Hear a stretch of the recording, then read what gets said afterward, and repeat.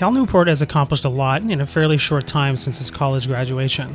He has published 4 books, earned a PhD, wrote peer-reviewed academic papers at a high rate, and was hired as a tenure-track professor at Georgetown University. All the while, rarely working past 5 or 6 p.m. during the workweek. Oh yeah, he's also married and has 2 kids which he spends time with every night, fully present to what's going on. He credits his ability to accomplish all of this to what he calls deep work. For 3 to 4 hours a day, 5 days a week, he uses uninterrupted and carefully directed concentration to get done the most important work. His main argument in the book is that the ability to perform deep work is becoming increasingly rare at exactly the same time it is becoming increasingly valuable in our economy. As a consequence, the few who cultivate this skill and then make it the core of their working life will thrive. We'll spend the rest of our time here exploring why this matters for you and I, and what we can do about it. What's going on in the world? We are coming into an age where robots, AI, and a bunch of other factors are going to transform the world of work. Just like any revolution, there will be winners and losers. A lot of people are going to lose their jobs as their skill becomes automated or easily outsourced. But a lot of people are going to become more valuable in this new economy. In particular, there are 3 types of people that will thrive. First, there are highly skilled workers who are able to work well and creatively with intelligent machines. Second, there are the people who are best at what they do in the world. Here's an example to bring this home. Eventually, most of the meals we eat will be made by robots. But there will always be room for superstar chefs who create the recipes and tell the robots exactly how to cook the food. This isn't good for most chefs, but the best ones will do even better under this system. Third are the people who have the capital to invest in the new technologies that are being created right now. Short of inheriting a ton of money or quickly starting and selling a company with a big exit, you have the most control over becoming a highly skilled worker in the new economy or a superstar in your field. 2 core abilities for thriving in the new economy. As we continue our journey into the new economy, there are 2 core abilities that we all need in order to survive. The first is the ability to quickly master hard things. This skill matters in working with new technologies because they rapidly evolve, and so you'll need to master new and hard things over and over again. It also matters in becoming a superstar in your field because you'll need to master a complex set of skills, whether you work in technology, are a world-class surgeon, or a yoga instructor. The second is the ability to produce at an elite level, in terms of both quality and speed. This should be obvious, but most people miss it. In order to thrive in the new economy, you need to produce at an elite level. It's not enough to master new things, you need to put those skills to work in a way that produces value in the economy. Which leads us to the next argument. Your core abilities depend on your ability to do deep work. Let's start by defining what deep work actually is. Newport defines it as professional activities performed in a state of distraction-free concentration that push your cognitive capabilities to their limit.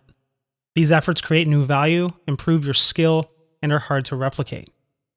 Its counterpart is shallow work, which Newport defines as non-cognitively demanding, logistical-style tasks, often performed while distracted.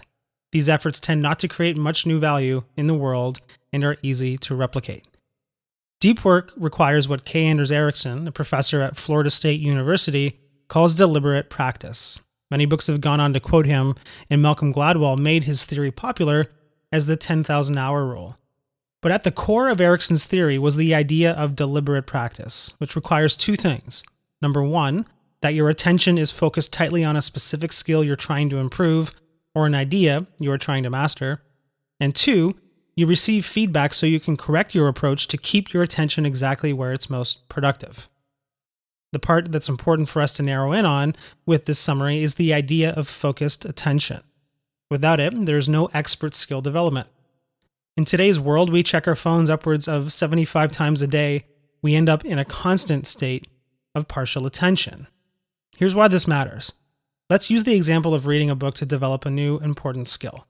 As you're reading the book, your phone buzzes. You got an email. Because of the way your brain was built, you can't resist checking the email, and so you do.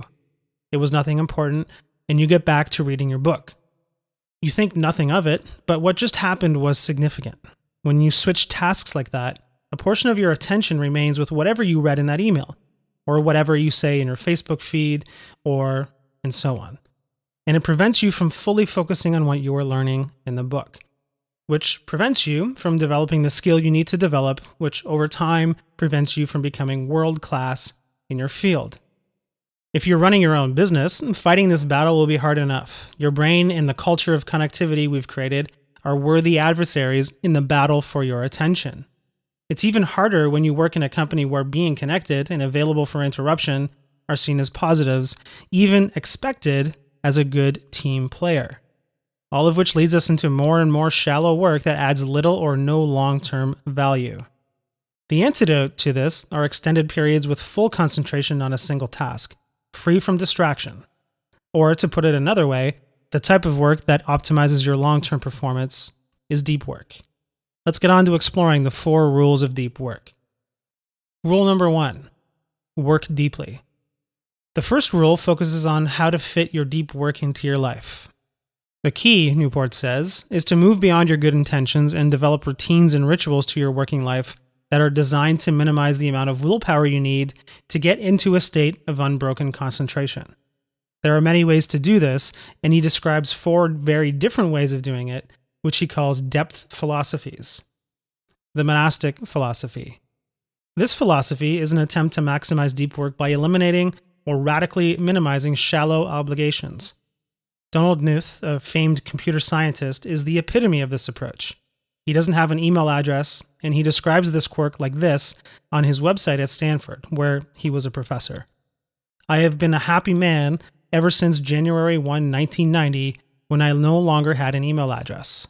Email is a wonderful thing for people whose role in life is to be on top of things, but for me, my role is to be on the bottom of things. What I do takes long hours of studying and uninterruptible concentration. This method won't work for 99% of the working population who require communication with the outside world regularly to work. But if you can make it work, it's the cold turkey option and it's guaranteed to work. The bimodal philosophy of deep work scheduling. This philosophy requires you to divide your time, devoting some clearly defined parts of your schedule to deep work and leaving the rest open to other things. The famous psychologist Carl Jung utilized this method when trying to get away from his mentor, Sigmund Freud. He built a rustic stone house in the woods and spent a good amount of time there, usually a full day or more. However, when he was back in Zurich, he led a busy and hectic life. The rhythmic philosophy of deep work scheduling. This philosophy basically has you create a set time every day where you get your deep work done. While it lacks the ability to create the deepest of deep thinking that the previous 2 methods create, it has the benefit of being able to fit in with the reality of most people's lives. You know, like a job you need to go to every day. And finally, the journalistic philosophy of deep work scheduling. The last method has you fit in your deep work whenever you can in your schedule. While it seems like this would be the logical starting point for most people, it's actually one of the hardest to implement when you're not in the habit of doing deep work. For most people, harnessing the willpower and discipline to pull this off is next to impossible. One last note before we move on. Whichever philosophy you end up adopting for yourself, make sure that you turn it into a ritual. Here are some things you should address. Where you'll work and for how long, how you'll work once you start, how you'll support your work. For instance, maybe it starts with a strong cup of coffee or a walk. Now we move on to rule number 2, embracing boredom. There are 2 sides to your deep work training. The first side we've already covered, getting your deep work time scheduled and done. The other side to the same coin isn't as obvious, but equally important, overcoming your desire for distraction. Clifford Nass, the late researcher at Stanford, found through his work that constant attention switching online has a lasting negative effect on your brain. Essentially, your brain becomes addicted to the distractions, which makes it impossible for you to be laser focused when you need to be. The solution, Newport suggests, is that instead of taking breaks from distraction, you should take breaks from focus. Here's how it works. Schedule in advance when you'll use the internet or be distracted by whatever you find distracting, and then avoid it altogether outside those times. There are 3 important points to consider when putting this into practice. First, the strategy works even if your job requires lots of internet use and prompt email replies. You'll just have more distraction blocks than other people. Regardless of how you schedule your internet blocks, you must keep the time outside those blocks absolutely free from internet use.